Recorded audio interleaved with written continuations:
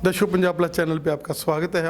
आज हम आपको मिलाने जा रहे हैं एक ऐसे साइकोलॉजिस्ट के साथ जो छोटे छोटे हमारे बच्चों को साइकोलॉजी के साथ एक नई ज़िंदगी देते हैं।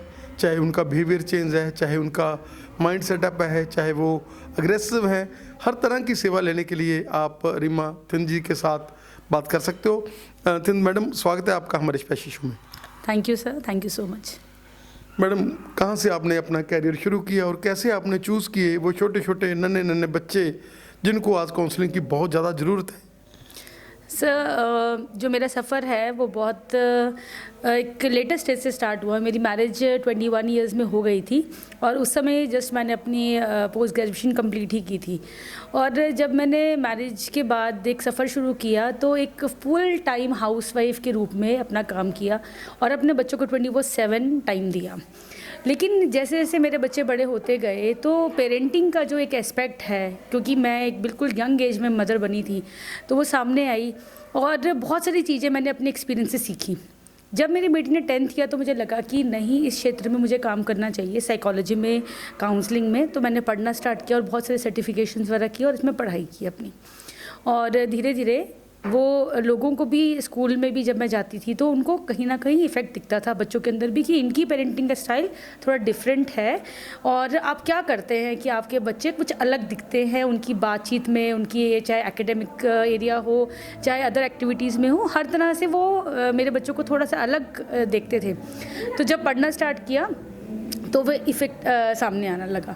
तो उसके बाद ही परवरिश परीक्षा की एक नींव रखी गई और आज मैं डिफरेंट गवर्नमेंट स्कूल्स खन्ना और लुधियाना के साथ एसोसिएट करती हूँ और साथ में अपना 1-to-1 सेशंस भी लेती हूँ। साथ में चाइल्ड साइकोलॉजी से रिलेटेड हो, पेरेंटिंग या करियर काउंसलिंग, आप किसी भी तरह के काम के लिए मेरे से संपर्क कर सकते हैं। और मेरा इंस्टा पेज परवरिश परीक्षा गूगल पे, चाहे आप लिंक्डइन पे, यूट्यूब पे या फेसबुक पर आप मुझे फॉलो कर सकते हैं, मेरे काम को देख सकते हैं।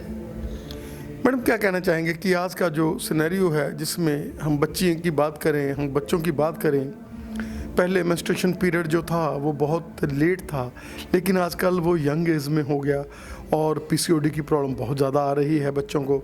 और अगर हम बात करें अब मैरिज एज है जो वो बहुत ज़्यादा बढ़ गई हैं। पहले तो मैरिज जो एज थी वो 20-21 साल में जो है मैरिज हो जाती थी, आजकल 27 साल 28 साल। क्या कहना चाहेंगे कि यंग एज से बच्चे जो है वो एल्कोजिस्ट हो रहे हैं, उनमें हार्मोन चेंज आ रहे हैं, लेकिन वो हार्मोन चेंज आ रहे हैं लेकिन एज जो है मैरिज की बढ़ रही है, क्या कहना चाहेंगे? सर, बहुत ही बेहतरीन सवाल आपने पूछा, दोनों साइड से आपने बता दिया।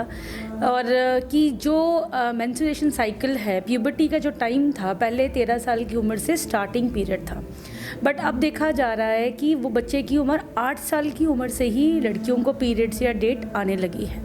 और ये कोई टैबू वाले सब्जेक्ट्स नहीं हैं, इन पे खुल के बात होना बहुत ज़रूरी है। और एक्सट्रीम सर ने बात कही कि जो मैरिज की एजेस जो पहले थी, जैसे मैंने अपना केस बताया, ऐसे ही जो 22, 23, 24 में होती थी, आज वो कहीं जाके 32 की साल तक भी चला गया है, 32 या 35 साल में भी।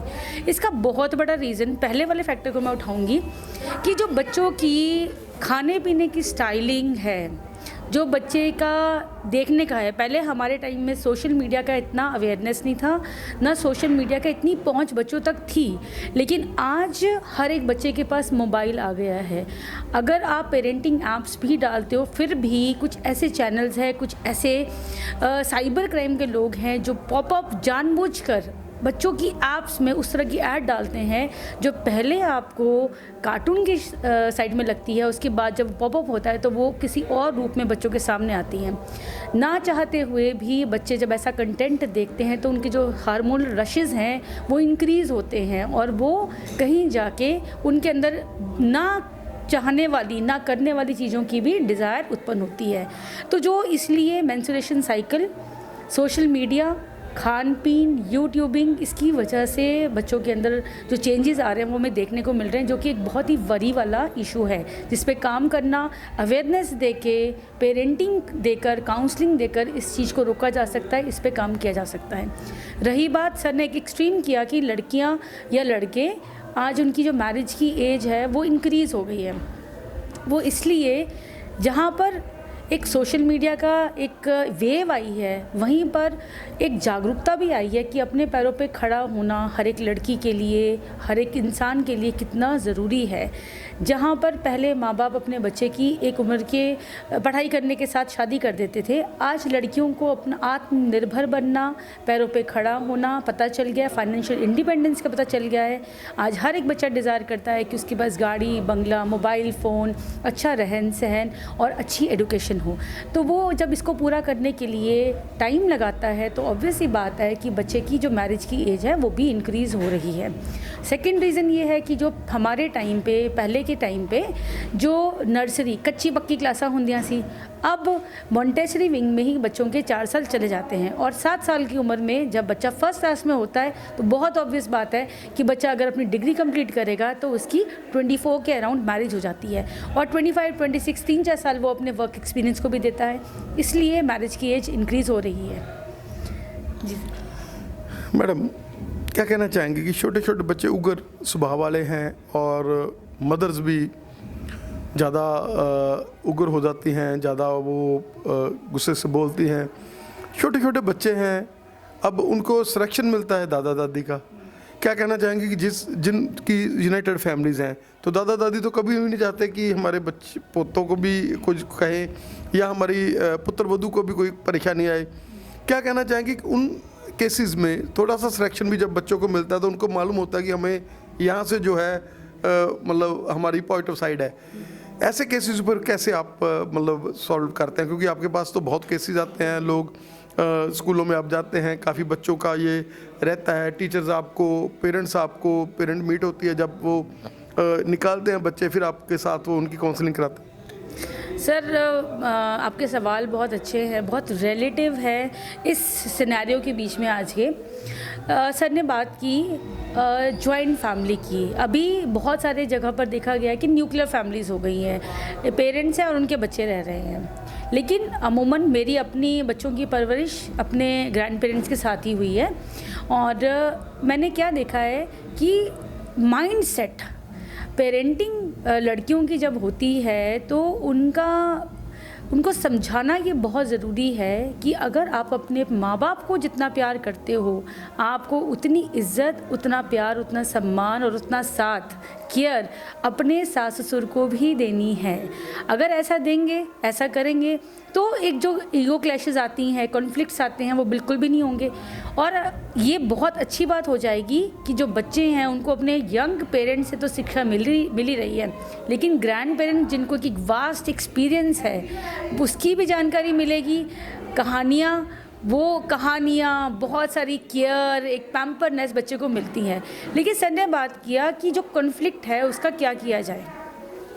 सर, कॉन्फ्लिक्ट के लिए पेरेंटिंग की जो एक स्टाइल है, पेरेंटिंग के बारे में अवेयरनेस देना कि जब आपके ईगो क्लैशेस होते हैं तो उसके पीछे क्या कोई ट्रॉमा है जो क्या किसी लेडी ने पहले अपने घर में, अपने मदर के घर में कोई सेक्सुअल हरासमेंट है या कोई इस तरह का इंसिडेंट उसके जीवन में हुआ है जो वो कंबाइंड फैमिली में अपनी ही सास जो कि एक लेडी है उससे कंपैटिबिलिटी करने में क्यों झिझक रही है। तो जब हम काउंसलिंग करते हैं तो हमें बहुत सारे सिनेरियोज़ का पता चलता है। कभी कभी ग्रैंड पेरेंट्स की सोच इतनी विकसित नहीं होती, उसके बारे में भी बात की जाती है।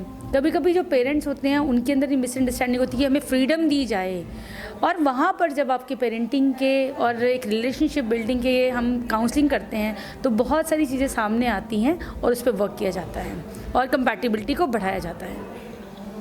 मैडम, चाहेंगे कि you are an institution, you have long datas. आज हमने आपके साथ स्टार्टिंग की है और हम इस कड़ी को दशकों आगे बढ़ाते रहेंगे।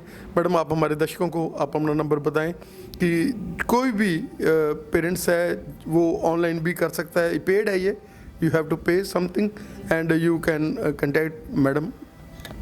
जी, परवरिश परीक्षा का मैंने आपको बताया कि इंस्टा हैंडल है और बहुत सारे हम प्लेटफॉर्म्स में अवेलेबल हैं, बट मेरा जो नंबर है वो 9592701727। इस पे आप कांटेक्ट करके बुकिंग ले सकते हैं, चाहे आपने करियर काउंसलिंग लेनी हो अपने बच्चे की 9th to 12th किसी भी, और हम टिल एडमिशन्स तक हेल्प करते हैं।